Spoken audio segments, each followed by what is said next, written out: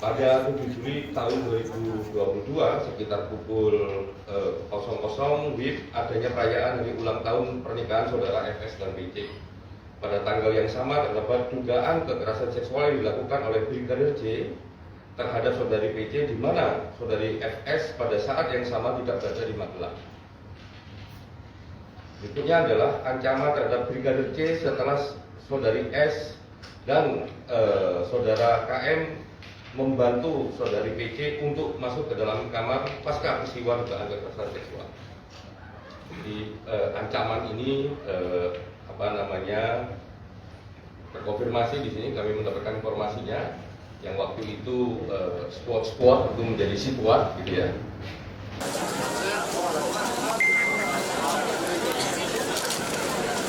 Kalau tanggapan kami tentang pelecehan di Magelang, kami minta ya ke Komnas HAM ya bukti-bukti yang akurat.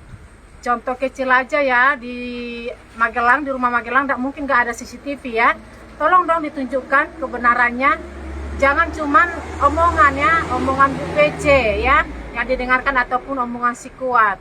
Kalau omongan bisa aja ya bilang ini itu, tapi bukti yang paling utama ya. Bukti itu yang bisa pedoman kita. Kalau memang betul-betul almarhum melakukan itu, kasih bukti yang akurat. Itu aja tanggapan kami ya. Jadi jangan Komnas HAM bilang ini itu tapi buktinya tidak ada. Ya, kami kemarin ya dari tim penyidik sudah ada surat ya bahwasanya pelecehan seksual itu tidak dilanjut karena tidak ada ya buktinya. Tapi kalau untuk di Magelang katanya kemarin orang itu udah berbohong. Pertama buat pengaduan di Duren 3 ya. Nah, sekarang di Magelang ya, besok kemana lagi? Ini sekali berbohong akan terus menggali kebohongan terus. Ini harus bijak juga tim penyidik di sini dan Komnas HAM ya, jangan mau selalu dibohongi oleh Ibu PC ya.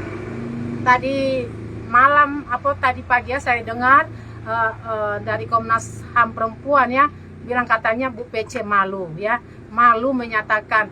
Aku takutnya ya seperti dalam kitab Alkitab kami ya, di kitab Kejadian pasal 39 itu ada kejadian istri Potifar yang merayu si Usup ya. Di sini kita jadi berpikir ke situ, jangan-jangan Putri PC ini yang menginginkan anak kami. Tapi anak kami tidak mau. Akhirnya saking malunya Bu PC, dia nangis, dia berteriak dan membalikkan fitnah ya kepada anak kami. Jadi makanya di sini kami perlu bukti yang akurat. Kalau permintaan kami ya, Bapak Kapolri, Bapak Presiden, ya itu tolong diusut dengan tuntas, dengan transparan, jangan ada yang ditutup-tutup ya, seperti perkataan Bapak Kapolri dengan Bapak Presiden Jokowi ya. Kami mohon lebih bijak lah menanggapi hal-hal yang dinyatakan oleh Pak Sambo dan Bu PC ya, karena orang itu dari awal ya sudah membohongi, seluruh publik dibohongi, bukan 1-2 orang yang dibohongi. Seluruh bangsa Indonesia ini telah dibohongi orang itu dengan kebohongan dari Magelang, dari Duren 3, dan mereka menghilangkan barang-barang buktinya. Kalau memang orang itu betul-betul dilecehkan satu bukti nyata, tolong kembalikan HP anak kami. Pasti di situ ada bukti-bukti ya. Kedua ya, jangan-jangan ya, ini perhitungan kami ya, jangan-jangan ada rahasia terbesar diketahui oleh anak kami ini, rahasia Ferdy Sambo dengan ibu, makanya anak kami dibunuh. Ya, itu. Jangan-jangan itu ada rahasia terbesar diketahui anak kami ini, makanya anak kami dibunuh. Kenapa bukti-bukti dihilangkan? Kalau memang anak kami berbuat salah, otomatis bukti-bukti itu tidak akan dihilangkan ya, tidak akan dihilangkan. Pasti, inilah buktinya, anak Anda bersalah, inilah Brigadir Joshua itu bersalah, ini bukti. Pasti ada bukti yang nyata dan fakta yang akurat yang akan ditunjukkan orang itu. Tapi sampai sekarang, sampai detik ini belum bisa mereka buktikan di mana kesalahan yang diperbuat oleh anak kami. Itu. Ini terkait dengan foto yang didapatkan Komnas HAM, apakah Tante sudah melihat tentang saat Brigadir Joshua terkapar? Iya, tadi pagi ya dan tadi malam ada yang mengirimkan foto itu ke kami. Nah, di sini juga kami ada kecurigaan ya. Kok Komnas HAM mendapatkan CCTV rekaman itu. Tim khusus selama ini tidak menunjukkan. Nah, jadi di mana kerjasama orang itu gitu nah? Mana cara kerja orang itu menyelidiki kasus ini? Nah, apakah Ferdy Sambo memberikan kepada Komnas? Apakah ke tim khusus tidak diberikan? Selama ini kan tim khusus tidak memberikan itu ya. Tapi kenapa Komnas HAM sekarang bisa menunjukkan bukti-bukti nih? Dari mana mereka dapat? Kita kan jadi bingung juga kan?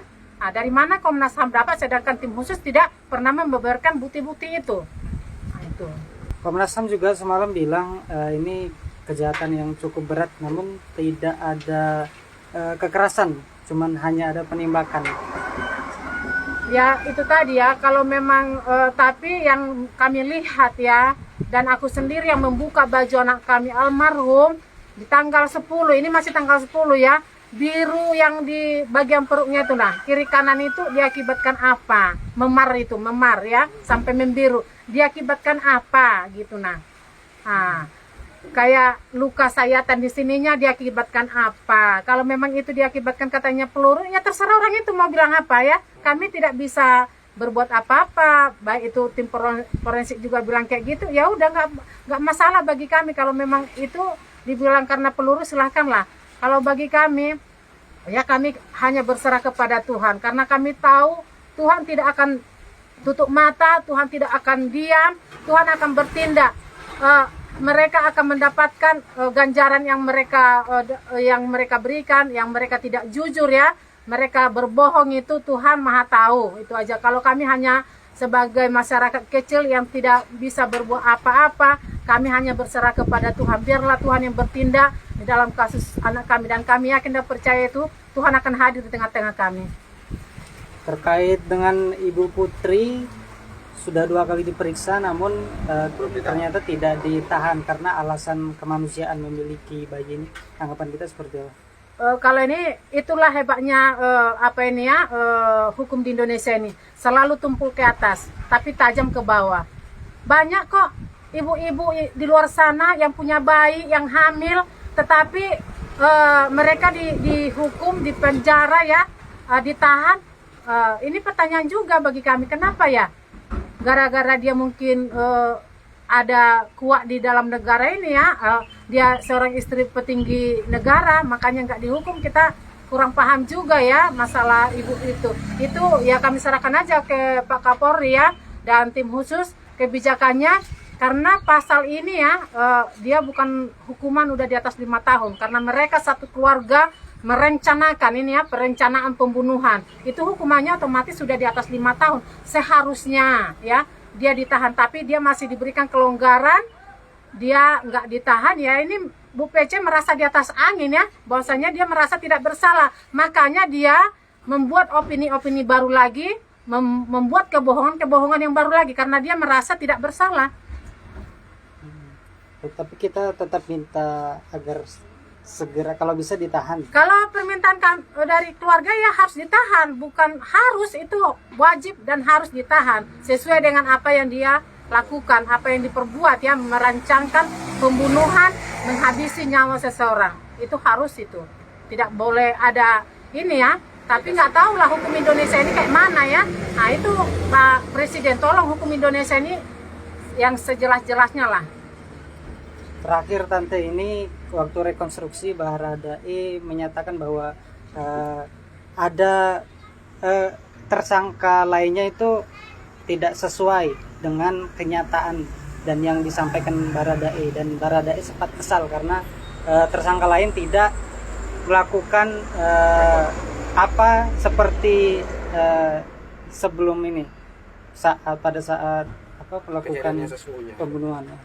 Ya itu Baradae merasakan ya pada saat dulu dia melakukan kejadian itu. Pada saat kejadian mungkin dia tidak terima ya, karena dia pada saat kejadian dia melihat ya bagaimana kawan-kawannya melakukan kejahatan ataupun melakukan tindakan pembunuhan sama almarhum. Tapi mereka semua berbohong. Inilah makanya dari tadi itu saya bilang, dari awal mereka sudah berbohong, sampai mati pun mungkin orang itu tidak mau bertobat lagi dan akan melakukan kebohongan-kebohongan. Itu berarti kita meyakini Baradae itu ngomong yang sesungguhnya itu. Kalau saya yakin ya, dengan Baradae, dia itu menyatakan kejujuran ya. Dia sudah berkata jujur karena dia mau pengen bertobat ya. Mau mengakui kesalahan itu adalah pertobatan yang sesungguhnya. Terima kasih Tante. Penembakan terhadap Brigadir Joshua terjadi masih di ruang tengah rumah dinas Verdi Sambo. Ya, seperti yang Anda saksikan, Baradae mengarahkan senjata atau pistol ke arah Brigadir J yang posisinya lebih di bawah, merendah, memohon untuk tidak ditembak ataupun menghindar dari tembakan yang akan diarahkan kepada dirinya.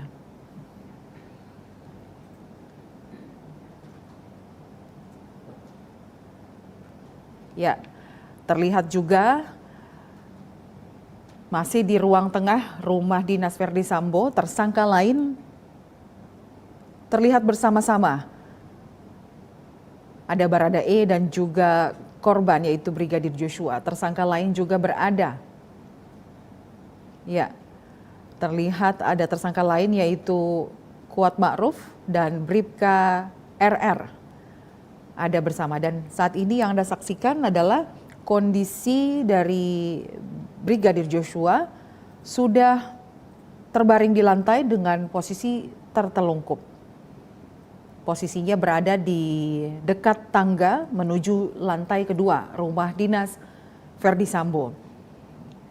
Jadi bisa dilihat dalam kondisi ini di saat korban yaitu Brigadir Joshua sudah terbaring di lantai, tersangka lainnya masih berada di tempat yang sama, yaitu di ruang tengah lantai 1 rumah dinas Verdi Sambo.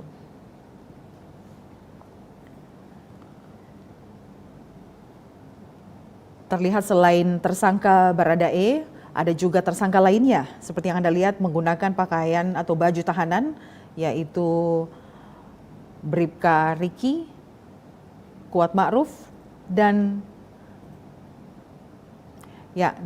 adegan yang saat ini adalah tersangka Verdi Sambo yang diperankan oleh pemeran pengganti mengarahkan pistolnya dan menembakkan peluru ke arah dinding yang akan mengarah ke lantai 2 untuk menciptakan kondisi seolah-olah ada terjadi baku tembak antara Brigadir J dan juga Baradae. Inilah kejadian yang menurut Verdi Sambo yang dilaporkan kepada pihak Polres Jakarta Selatan. Dan itu terlihat seperti bekas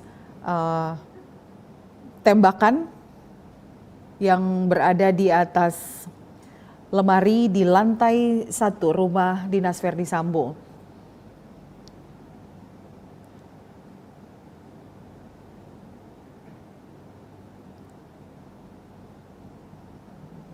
Proses reka adegan atau reka ulang dari rentetan peristiwa pembunuhan terhadap Brigadir J ini masih terjadi di lantai 1, tepatnya di ruang tengah rumah dinas Verdi Sambo. Ya, dan saat ini terlihat korban yaitu Brigadir J masih berada, posisinya tubuhnya masih berada di tertelungkup di lantai dekat anak tangga menuju lantai 2.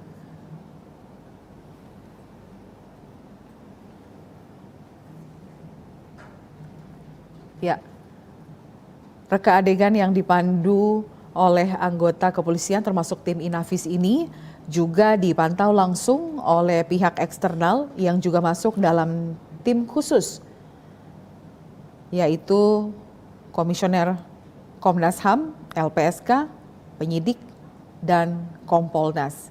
Sesuai dengan instruksi Kapolri, Jenderal Polisi Listio Sigit Prabowo, bahwa untuk menuntaskan kasus ini, Kapolri meminta jajarannya untuk membuka setransparan mungkin, secara terang benderang, untuk melihat hasil dari penyelidikan dan juga penyidikan terkait kasus pembunuhan berencana terhadap Brigadir Joshua.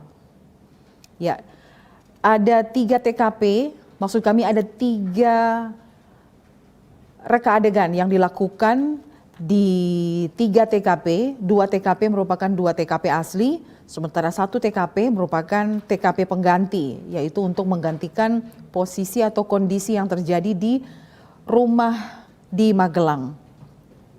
Ya, untuk di TKP rumah di Jalan Saguling yang merupakan rumah pribadi dari Verdi Sambo, terdapat 36 adegan yang diperankan oleh tersangka termasuk para saksi. Kemudian di TKP Duren 3 ada 27 adegan dan juga ada disertai dengan keterangan saksi. Setidaknya menurut Kadif Humas Polri, Irjen Pol Dedi Prasetyo, seperti yang dia terangkan dalam keterangan pers sore tadi setelah usai proses rekonstruksi, total ada 7,5 jam proses rekonstruksi yang menuntaskan 78 adegan